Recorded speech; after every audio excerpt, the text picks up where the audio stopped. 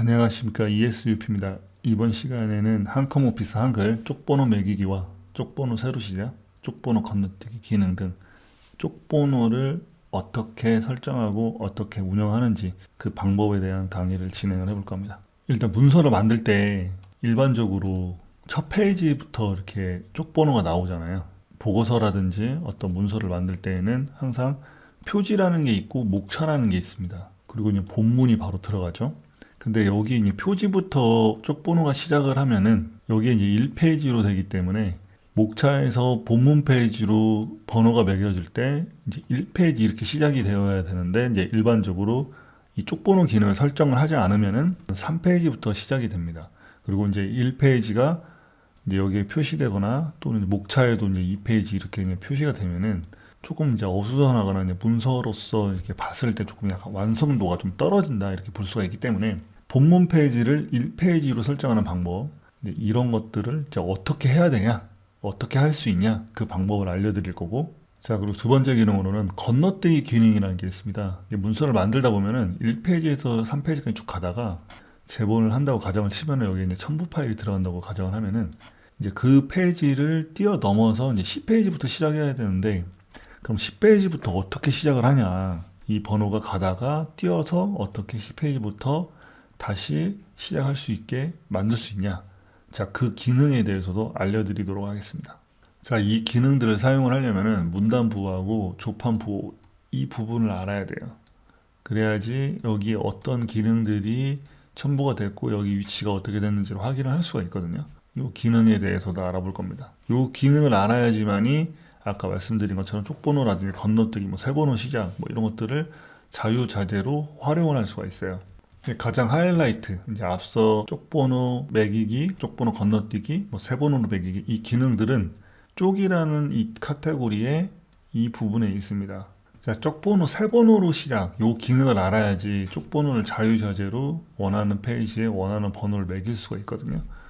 이렇게 쪽번호 세번호 기능을 넣으면은 이런 기능이 삽입이 됩니다. 이 기능이 삽입이 안 되면은 카운트가 세팅 값에 의해서 자동적으로 이제 매겨지거든요. 그래서 요 기능을 알아야 되는데, 요 기능을 알면은 어떻게 이제 쪽번호가 매겨지냐면은, 자, 이런 식으로 그냥 쪽번호만 매겼을 때에는 표지가 이게 4페이지로 됩니다. 4페이지라는 거는 이제 앞장과 뒷장 이런 식으로 해가지고 자동으로 카운트가 매겨지는 거예요. 그래서 목차 부분에는 이제 5페이지라고 명시가 되어 있고 본문으로 들어가면 이제 10페이지가 돼요. 근데 이제 이 페이지로 넘어갈 때 새 쪽번호 매기기 이 기능을 사용을 하면은 여기가 이제 10페이지로 매겨집니다. 이걸 어떻게 건너뛰느냐, 그 기능에 대해서 알아볼 텐데, 그거는 이제 추후에 제가 예제를 통해서 확실하게 알려드리도록 하겠습니다. 자, 예제를 통해서 알아보도록 하겠습니다. 현재는 쪽번호 기능을 넣지 않은 상황이에요. 쪽번호가 표시가 안 됐죠. 그래서 쪽번호 기능을 넣을 건데, 쪽번호가 기능을 그냥 이 상태에서 넣으면 어떻게 되는지 한번 보시면은, 자, 쪽에서 쪽번호 매기기 눌러서 이제 이렇게 넣으면은 여기가 3페이지로 표시가 됩니다. 조금 잘 안 보이시죠? 보시면 3페이지로 표시가 됩니다. 3페이지, 4페이지. 왜냐면은 앞에 두 장이 있기 때문에 그래요. 그렇다면 이제 여기를 이제 0으로 만들고 이 본문 페이지가 이제 1페이지가 되어야 되잖아요.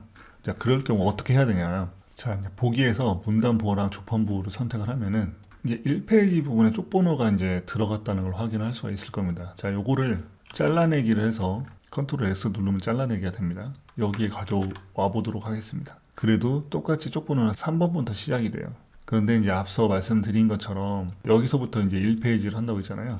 1페이지를 놓기 위해서 여기 일단 쪽번호를 가져가 놓고 쪽에서 세 번호로 시작을 한 다음에 1페이지를 입력을 한 다음에 넣기를 누르면은 앞에 이제 쪽번호는 다 지워지고 이제 건너뛰기 부분부터 1페이지가 시작이 됩니다. 그런데 이제 저희는 아까 말씀드린 것처럼 본문부터 1페이지를 하기로 했잖아요. 그래서 이제 본문에 컨트롤 X를 눌러서 잘라서 여기에 넣으면은 여기부터가 1페이지가 시작되고 여기는 2페이지가 됩니다. 무슨 말인지 아시겠죠?